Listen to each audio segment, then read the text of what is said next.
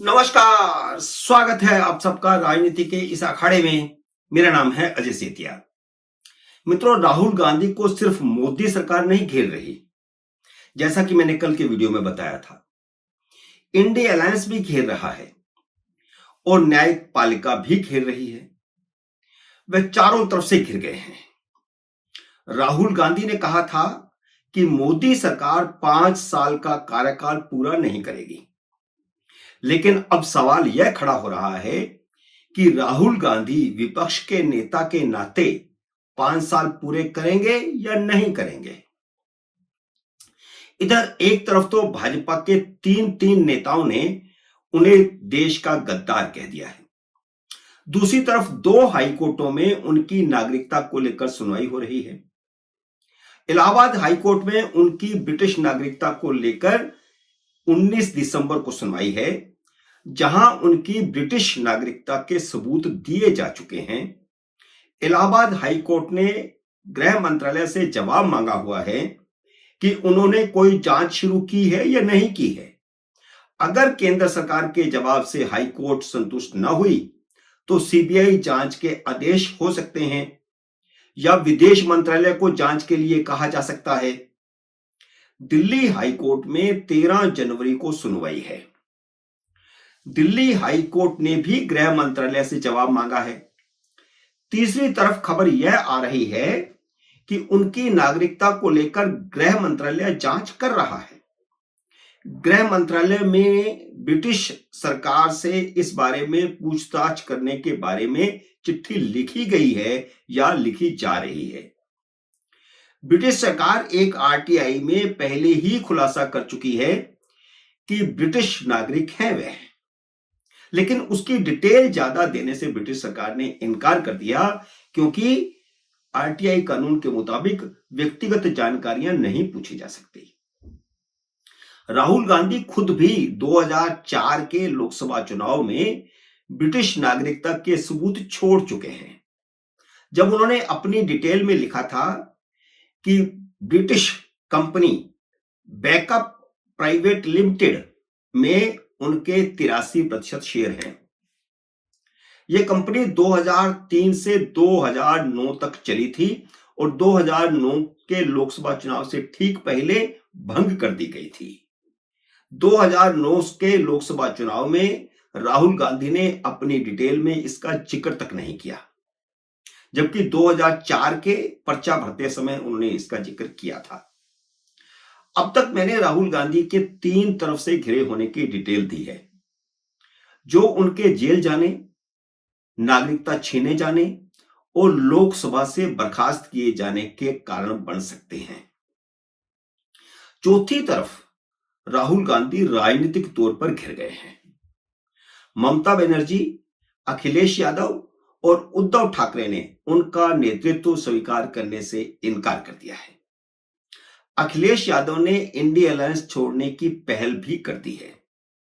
उनकी तरफ से महाराष्ट्र प्रदेश समाजवादी पार्टी के अध्यक्ष और नवनिर्वाचित विधायक अब्बू आजमी ने इंडिया अलायंस छोड़ने का ऐलान किया है। अब इसकी पुष्टि अखिलेश यादव को करनी है। इंडिया अलायंस के विधायकों ने विधायक पद की शपथ नहीं लेने का फैसला किया था। अब यह अस्थाई है या स्थायी है कि वे शपथ लेंगे ही नहीं, क्योंकि उन्होंने ईवीएम पर सवाल उठाया है। तो ईवीएम पर सवाल उठाया है तो फिर निश्चित है कि उनकी जीत भी संदेहास्पद है, तो इसलिए वे शपथ नहीं ले रहे। अब ये शपथ नहीं ले रहे अभी या बाद में लेंगे ये पता नहीं है, लेकिन अब्बू आजमी ने न सिर्फ शपथ ले ली बल्कि समाजवादी पार्टी के गठबंधन से बाहर होने का ऐलान भी कर दिया। ममता बनर्जी ने पहले ही लोकसभा स्पीकर को चिट्ठी लिख दी थी कि तृणमूल कांग्रेस के सदस्यों को अलग ग्रुप के तौर पर सदन में सीटें अलॉट की जाए, इंडिया अलायंस के साथ नहीं। इसके बाद उन्होंने इंडिया अलायंस के नेतृत्व पर सवाल खड़ा कर दिया है। लोकसभा में पहली पंक्ति में सीट बंटवारे में राहुल गांधी ने अखिलेश यादव के साथ जो खेल किया उससे अखिलेश यादव बहुत खफा है। पिछले सत्र में तो फैजाबाद के सांसद को अयोध्या का राजा बताकर राहुल गांधी और अखिलेश यादव पहली पंक्ति में अपने बीच बिठा रहे थे। लेकिन जब सीटों का स्थायी बंटवारा हुआ है तो कांग्रेस ने पहली पंक्ति की 4 सीटें खुद के पास रख ली, एक विपक्ष के नेता के नाते राहुल गांधी की और 3 और कांग्रेस सदस्य। समाजवादी पार्टी को एक ही सीट मिली। वैसे 28 सांसदों पर एक सीट मिलती है। इस हिसाब से समाजवादी पार्टी की पहली पंक्ति में एक सीट ही बनती है, लेकिन सरकार के साथ राहुल गांधी को बात करनी चाहिए थी, क्योंकि इंडिया अलायंस की तरफ से कांग्रेस ही सरकार से बात कर रही थी। अगर सरकार नहीं मानती तो कांग्रेस को अपने एक सांसद का त्याग करना चाहिए था कि जो 4 सीटें मिली हैं उसमें से एक सीट वह फैजाबाद के सांसद के लिए अखिलेश यादव को दे देती।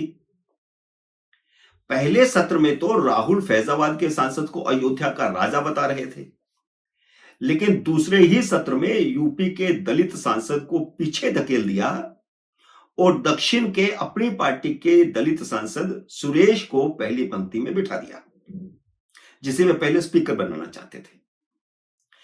इस पर अखिलेश यादव ने ममता से बात की है। उनकी नाराजगी तो अपनी जगह है, जो उन्होंने जाहिर भी कर दी है। स्पीकर के खिलाफ बोल रहे हैं, भाजपा के खिलाफ बोल रहे हैं और राहुल गांधी से बेहद नाराज हैं, जिसके बारे में उन्होंने ममता से फोन पर बात की। उन्होंने पहले ही, ममता की बात कर रहा हूं, तो उन्होंने पहले ही स्पीकर को लिख करके सीट बंटवारे में खुद को इंडिया अलायंस से अलग कर लिया था। तो इसीलिए अखिलेश ने उनसे बात की, तो एक नई ग्रुपिज्म हो रही है। अखिलेश यादव का फोन आने के बाद ममता बनर्जी ने कहा है कि दिल्ली में जो लोग इंडिया अलायंस को लीड कर रहे हैं वे सक्षम नहीं हैं, वे अक्षम हैं। ये अखिलेश के मामले में ही कहा है। उनका सीधा निशाना राहुल गांधी की ओर है। ममता बनर्जी ने कहा है कि उनसे नेतृत्व नहीं संभल रहा तो वह इंडिया अलायंस को लीड करने को तैयार हैं। ममता बनर्जी ने खुद को इंडिया अलायंस के नंबर 1 के तौर पर पेश कर दिया है कि उसे संयोजक कहा जाए या कोऑर्डिनेटर कहा जाए या जो भी कहा जाए, अध्यक्ष कहा जाए। तो एक तरह से ममता बनर्जी ने दावा ठोक दिया है और उनके इस बयान का अखिलेश यादव और उद्धव ठाकरे ने तुरंत समर्थन कर दिया है कि दिल्ली में बैठा हुआ इंडिया अलायंस का नेतृत्व सक्षम नहीं है। अखिलेश यादव की राहुल गांधी के साथ संभल और अडानी को लेकर के खटपट चल रही है। ममता और अखिलेश दोनों ही अडानी के मुद्दे को जॉर्ज सोरोस की साजिश मानते हैं। उद्धव ठाकरे की भी राहुल के साथ वीर सावरकर और अडानी को लेकर के खटपट चल रही है और सदन में निशिकांत दुबे ने राहुल गांधी की जॉर्ज सोरोस से साठगांठ का खुलासा कर ही दिया है। तो राहुल गांधी चारों तरफ से घिर गए हैं। सवाल यह है कि वह विपक्ष के नेता की कुर्सी पर 5 साल बैठ पाएंगे या नहीं बैठ पाएंगे, सांसद भी रह पाएंगे या नहीं रह पाएंगे, उनकी भारत की नागरिकता भी रहेगी या नहीं रहेगी। मित्रों, उम्मीद है मेरा यह वीडियो आपको पसंद आया होगा।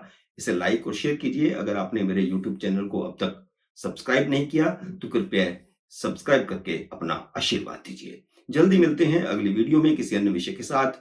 तब तक नमस्कार।